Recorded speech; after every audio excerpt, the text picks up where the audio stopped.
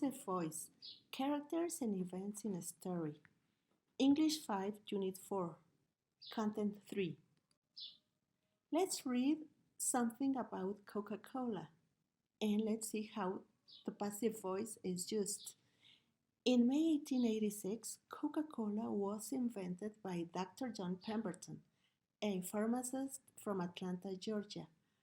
The beverage was combined with carbonated water to create a new delicious and refreshing soda. The new soda was tested at the local Jacobs Pharmacy and was considered excellent. Let's compare active and passive voice with some examples that we had in the previous information. Dr. John Pemberton invented Coca-Cola. This is active voice because the subject, that is Pemberton, did the action. Another example, Coca-Cola was invented by Dr. John Pemberton.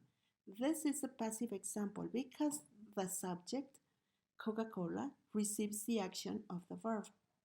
Another example, active voice. Pemberton combined Coca-Cola with carbonated water.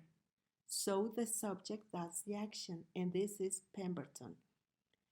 Another example, Coca-Cola was combined with carbonated water. This is a passive example because Coca-Cola receives the action of the verb. One more example.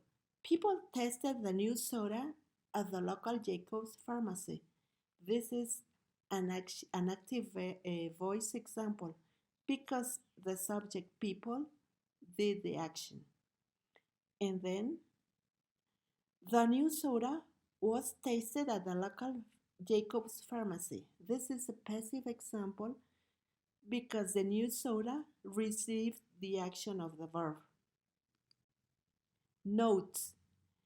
In a sentence, verbs are stronger and more interesting if they are in active voice. For this reason, try to keep most of your writing in active rather than in passive voice. Let's see the passive form.